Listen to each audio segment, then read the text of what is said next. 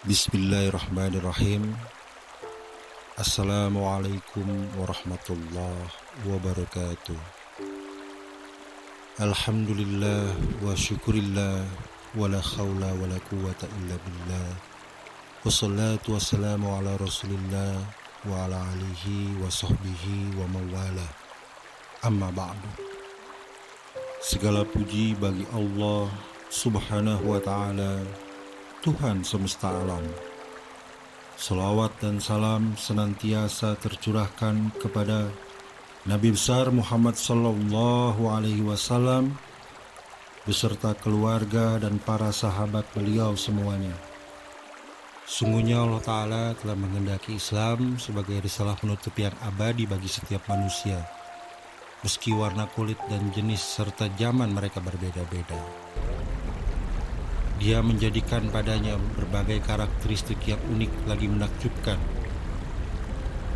seperti As-Samaliyah yang bersifat universal, Al-Wasatiyah pertengahan, Al-Waqi'iyah realistis dan cocok untuk segala waktu dan tempat. Dengan penjagaan Allah, maka Islam pun menjadi petunjuk bagi manusia, pembimbing, memberikan petunjuk kepada mereka ke jalan kebahagiaan, kebaikan, kegembiraan, dan ketenangan di dunia sebelum kehidupan di akhirat kelak. Niat secara bahasa bermakna al-qasd, yang artinya maksud, iradah, kehendak, dan yang semacamnya. Orang Arab biasa mengatakan nawakallahu bi khair. Maksudnya Allah menghendaki kebaikan padamu. Mereka juga biasa berkata nawa manwiyah, yaitu suatu tempat yang hendak ditujunya bernama nawa, sebagaimana mereka juga mengatakan qabada atau menangkap, yang bermakna maqbud, yang tertangkap. Niat diungkapkan sebagai bagian dari kehendak dan juga diungkapkan tentang sesuatu yang dikehendaki. Sebagaimana ucapan orang Arab, inilah niatku, yakni inilah tempat yang aku kehendaki untuk mendatanginya. Mereka juga mengatakan niat dekat atau jauh, yaitu tempat yang hendak ia tuju. Tetapi ada yang mengatakan bahwa niat itu lebih khusus daripada iradah, karena kehendak seseorang berkaitan dengan amal perbuatannya dan amal perbuatan orang lain, sementara niat hanya berkaitan dengan amal perbuatannya sendiri. Sebagaimana ucapan, saya menghendaki hal ini dari si fulan, saya meniatkan dari si fulan begini. Rasulullah Shallallahu Alaihi Wasallam pernah berkata, innamal a'malu binniyat. Sesungguhnya amal perbuatan itu ditentukan oleh niat. Apakah ini di dalamnya terdapat idmar atau taksis, atau berlaku sebagaimana zahir dan keumumannya? Sekelompok ulama mutaakhirin atau kontemporer berpendapat dengan yang pertama. Mereka berkata, karena yang dimaksud dengan an-niyat adalah amal perbuatan yang berkaitan dengan syariat, baik yang wajib atau sunnah, dan tidak semua amal perbuatan harus disertai niat, seperti mengembalikan hak orang lain yang dirampok. Berkaitan dengan pinjaman, titipan dan hutang, tanggung jawab orang tersebut sudah bebas, meskipun ia tidak memiliki niat secara syar'i dalam hal tersebut. Bahkan boleh jadi kewajibannya bebas tanpa perbuatannya sendiri, sebagaimana ketika orang yang punya hak sudah menerima hartanya, atau angin menerbangkan titipan atau pakaian lalu jatuh ke tangan pemilik yang menitipkan atau yang dirampas. Lebih lanjut, sebagian mereka berkata Pemahaman dari hadis tersebut bahwa pahala yang diperoleh dari amal perbuatan sesuai dengan niat, atau amal perbuatan diterima sesuai dengan niat. Sebagian lagi berkata, maksudnya bahwa sesungguhnya amal perbuatan syar'i atau keabsahannya atau pahalanya tergantung niatnya.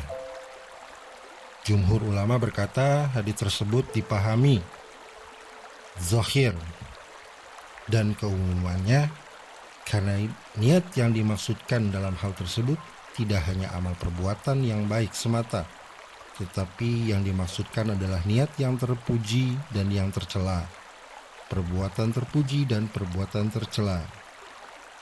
Oleh karena itu, dalam lanjutan hadis tersebut, Nabi Shallallahu Alaihi Wasallam bersabda, "Faman kanat hijratu ila Allah wa rasulih." Maka barang siapa yang hijrah karena Allah dan Rasulnya. Diriwayatkan latar belakang lahirnya hadis ini adalah bahwa ada seorang laki-laki hijrah dari Mekah ke Madinah karena seorang perempuan yang dicintainya bernama Ummu Qais. Maka oleh sebab itu disebutkanlah dalam hadis tersebut atau wanita yang hendak dinikahinya. Maka Nabi Shallallahu Alaihi Wasallam menghususkan penyebutan perempuan karena hadis tersebut sesuai dengan hal itu. Sebab apabila teks suatu hadis dengan lafaz umum, maka tidak boleh dikeluarkan darinya sesuai dengan kesepakatan para ulama. Sedangkan hijrah secara zahir adalah safar, yaitu berpergian dari suatu tempat ke tempat yang lain. Sedangkan bepergian itu adalah jenis yang di dalamnya terkumpul berbagai hal yang berbeda-beda. Begitu pula dengan niat pelakunya. Boleh jadi bepergian tersebut adalah wajib seperti haji dan jihad. Dan boleh jadi haram seperti orang durhaka yang melakukan perjalanan untuk membegal, atau orang yang keluar untuk melakukan bughat atas kaum muslimin. Hamba sahaya yang kabur melarikan diri dan perempuan yang melakukan kedurhakaan kepada suaminya. Oleh karena itu, para fuqaha menjelaskan perbedaan antara orang yang bermaksiat lantaran dia bepergian dengan orang yang bermaksiat dalam perjalanannya. Mereka berkata, jika seseorang berpergian untuk sesuatu yang diperbolehkan seperti haji, umroh, dan jihad, maka diperbolehkan baginya mengqashar salat dan berbuka puasa berdasarkan kesepakatan para imam yang 4, meskipun dia melakukan maksiat dalam perjalanannya. Adapun jika ia melakukan maksiat lantaran dia bepergian seperti membegal dan yang lainnya, bolehkah dia melakukan rukhsah seperti berbuka puasa dan mengqashar salat? Dalam hal ini terdapat perbedaan di kalangan ulama. Imam Malik, Syafi'i, dan Ahmad berpendapat bahwa tidak boleh baginya mengqashar salat dan berbuka puasa, sementara Imam Abu Hanifah membolehkannya. Karena Nabi Shallallahu Alaihi Wasallam menyebutkan safar ini, maka dapat diketahui bahwa yang beliau maksudkan adalah jenis amal perbuatan secara mutlak, dan bukan perbuatan itu sendiri yang merupakan qurbah. Qurbah ini mendekatkan diri seperti sholat dan syam, puasa. Yang beliau maksudkan adalah jenis niat. Dengan demikian maka jelaslah pada sabda beliau, innamal a'malu bin niat.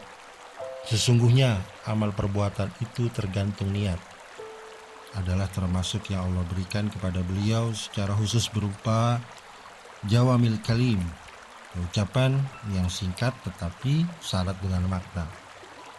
Sebagaimana sabda beliau bahwa aku diutus dengan jawami al-kalim. Hadis ini adalah hadis yang paling ringkas tetapi syarat dengan makna di antara hadis-hadis singkat lainnya. Karena setiap perbuatan yang dilakukan oleh seseorang, baik ataupun buruk, tergantung pada apa yang diniatkannya. Jadi dia tidak bermaksud baik, maka dia akan mendapatkan kebaikan tersebut. Dan jika dia bermaksud buruk, maka dia pun akan mendapatkan apa yang diniatkannya. Lafaz niat sebagaimana yang dimaksudkan oleh para ulama ada dua macam. Pertama, terkadang mereka maksudkan untuk membedakan antara satu perbuatan dengan perbuatan lainnya, antara suatu ibadah dengan ibadah lainnya. Kedua, terkadang yang dimaksudkan adalah membedakan antara yang diibadahi dengan yang lainnya, dan antara perbuatan yang dikerjakan dengan yang lainnya. Yang pertama, pembicaraan mereka mengenai niat.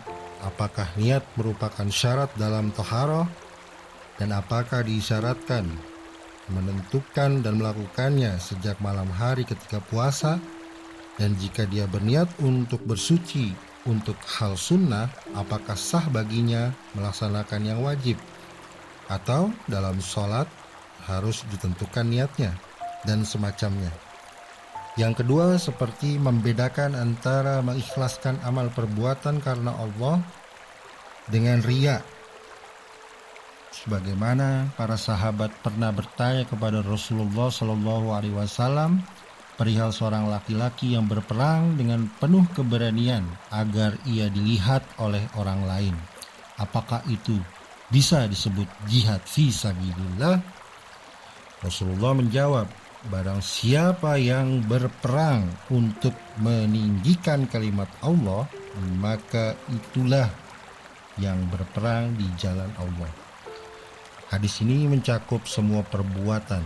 Niat inilah yang membedakan antara orang yang mengharap ridha Allah dan hari akhir dengan orang yang menghendaki dunia, harta, kedudukan, pujian, sanjungan, dan penghormatan. Hadis tersebut menunjukkan bahwa niat di sini adalah maksud atau qasd. Meskipun terkadang ada berpendapat bahwa keumumannya mengandung kedua makna tersebut. Jika seseorang ingin Allah dan Rasul-Nya atau mengharapkan perempuan yang dicintainya, maka hal itu tergantung pada niatnya, meskipun perbuatannya sama, yaitu berhijrah. Wallahu a'lam bishawab. Hadanallahu wa iyyakum ila siratal mustaqim. Billahi taufiq wal hidayah. Wassalamualaikum warahmatullahi wabarakatuh.